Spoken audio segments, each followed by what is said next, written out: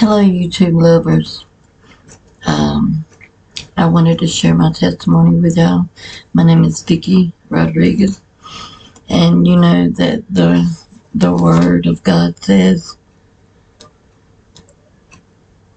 that, and they overcame by the blood of the Lamb and by the word of their testimony, and they loved not their lives unto the death.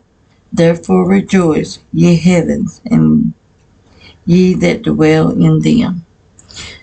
Okay. Well, I wanted to tell you a little bit about me and start my testimony out. I was 11 years old when my mama had remarried.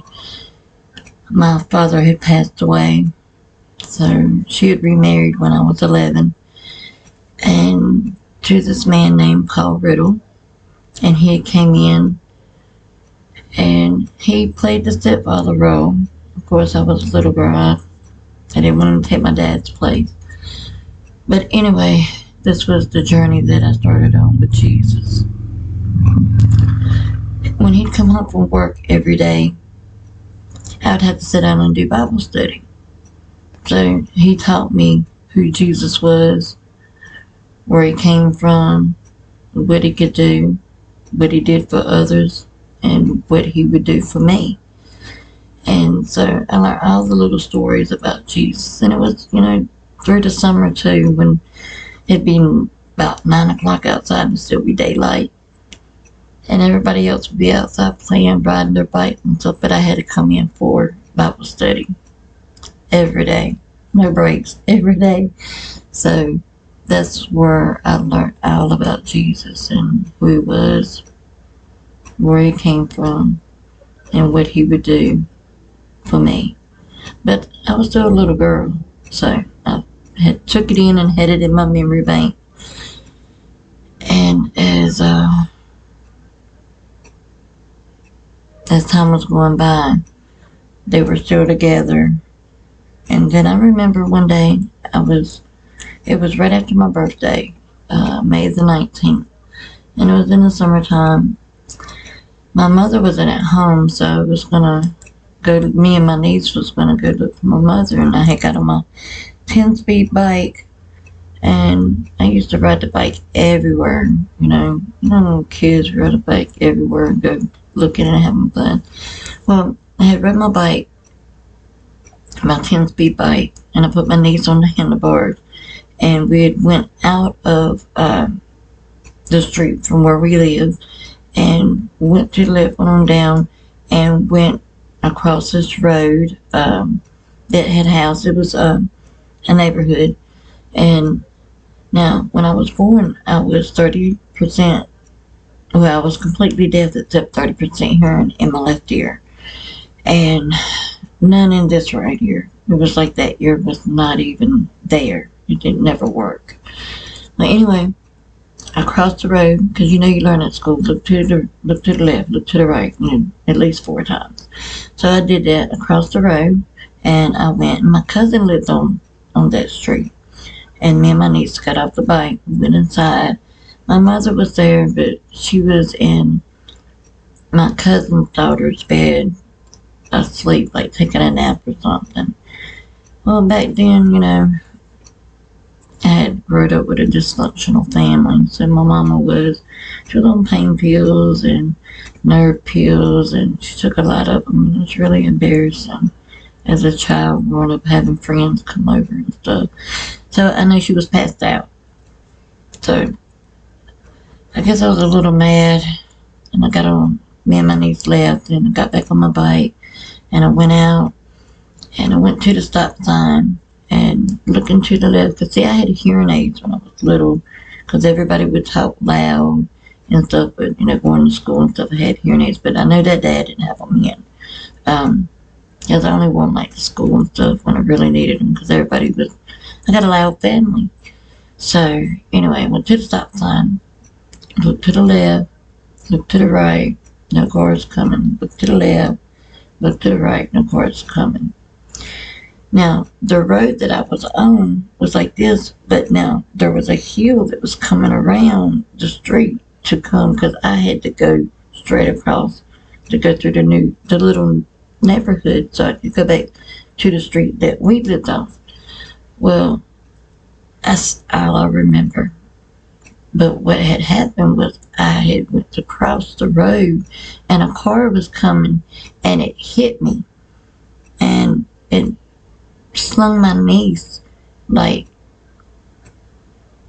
way down the road and scarred her back and everything. But now I'm knocked out.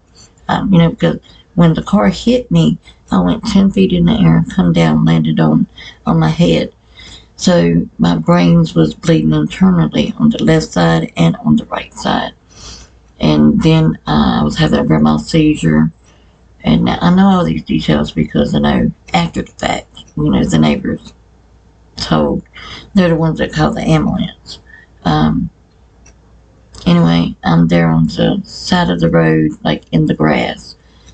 The ambulance gets there, and the MTs, and I guess I wasn't having a grand mal seizure then, but they checked my heart and everything, and my heart wasn't beating, so they put some shocker on me to get my heart started back, and they couldn't get my heart started back, so they got the gurney out to put me on the gurney, and they was getting in, and they was writing my death certificate out when I was in the ambulance, and as they was writing the death certificate out, my heart started back beating on its own. And so they called a helicopter to come fly me to Chapel Hill Hospital. So that's what happened. And when I got there, now, when the ambulance, now people said this, when the ambulance was there, that my mother was running down the road. I guess she heard somebody called or something, I don't know. But she was running down the road. But I know that I had rode in the car because I vaguely remember something about riding in a helicopter, but I wasn't conscious. It's just like some kind of memory, like sense of memory, but not a picture memory, just like a sense feeling like memory. But anyway, get to the hospital, get to the big hospital down there in Chapel Hill, and they got me on there. See, I had got the hospital records after, because I didn't want to keep telling this testimony if every word I was saying out my mouth wasn't true. So at the age of 28, maybe 29, I had ordered all the records and the papers from the hospital and got them. And I read them all, so that's how I noticed the little details that I'm telling you. But anyway, I know they said I was hollering and screaming when I was moving my arms and stuff, and they were trying to get me in there as quick as they could, because they didn't know how much oxygen I had lost from being dead. 2 minutes and 15 seconds is how long I was dead. No, I don't remember no encounter going anywhere or nothing like that. My brains was just shut off for 2 minutes and 15 seconds. Unless it's a memory that God still has hidden from me. But anyway, I fell into a deep coma, and I'm there for 2 months, and I know they gave me a blood transfusion because I have a score right here. I don't know if you can see it or not, but I got a score right here where they had to let the blood out because it was bleeding this side of the brain and this side internally, so it had to come out. So they gave me a blood transfusion, and then I know that I was there for 2 months because when I had woke up, before I woke up, my stepfather and my mother was there. And my mother was messed up on pills and so messed up, so service was called, you know how all that goes. Anyway, my stepfather was in the waiting room, and he was, of course, praying for me. I'm so thankful today that he knew who he was in Christ. But he was praying for me. And this strange man, come from out of nowhere and came and told my stepfather, said, God wanted me to tell you that your daughter's going to wake up in 2 days. And he said, okay, thank you. I woke up in 2 days, but I had no memory of nothing at all. I didn't know who the president was. Now, my hair is up. I got long hair. It's like way past my bottom. I've always had long hair, and I had long hair when I was little. And being in a coma for 2 months, just later you can't move, so my hair was like knotted up. They had to cut some off, so that they could get back there and get that blood out. And my hair was wrapped up. I remember that when I had woke up. And I know that I couldn't move my arms or my legs, but I didn't have any memory because, they come in there and ask me, do I know my name, what year it is, who the president is, and I didn't know the president. I couldn't count. I had blurred vision out my left eye. I couldn't, like I said, I couldn't get up and walk. I couldn't move my arms and stuff. So I know they got me in a wheelchair, and I guess they was taking me to get a CT scan of my head and all that.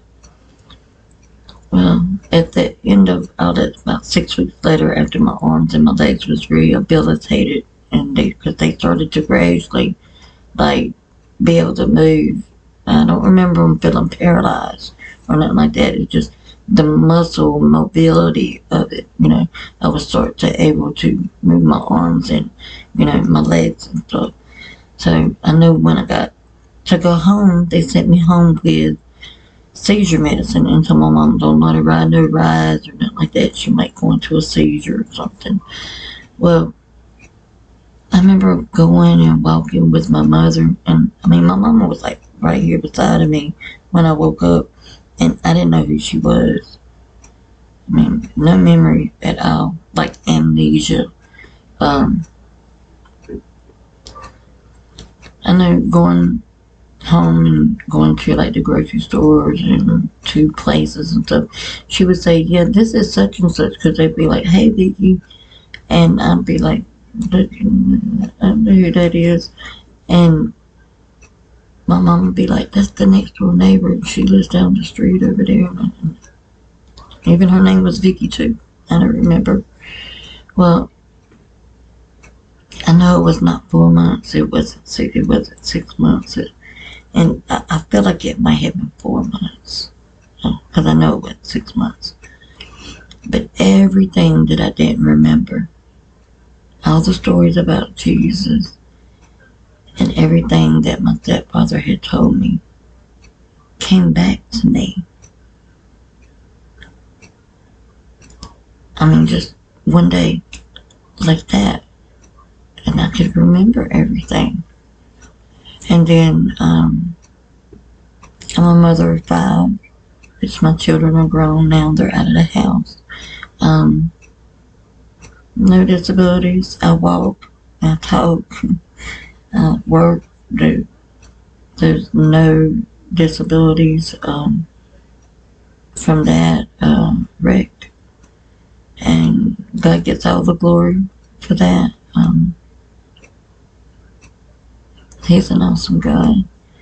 So that's what he done for me. He revived my brains, because I was supposed to be a vegetable. They told my mother at the hospital before I had woke up, they had the things connected to my head and had me on life support and all that.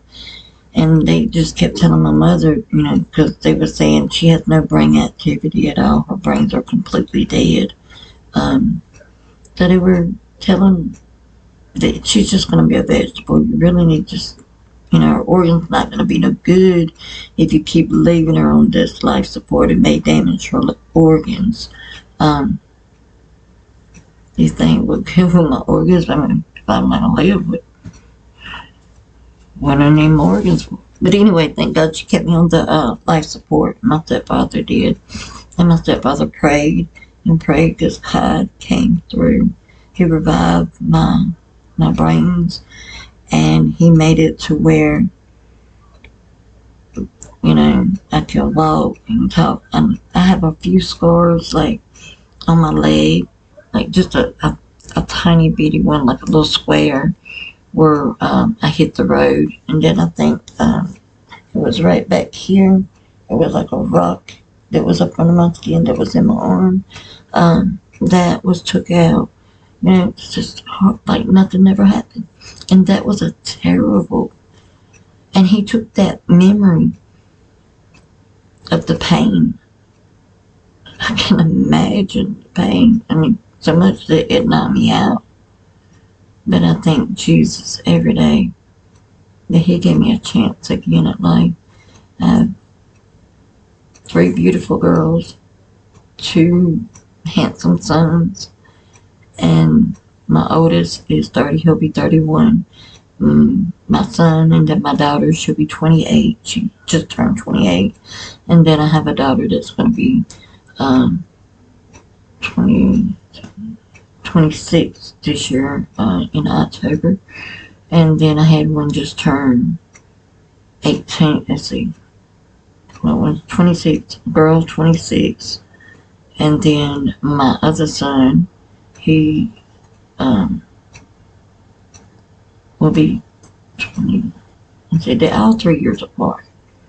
So my son's 21, and my baby girl is just turned 18. So God has been good. He's had his hand on my life.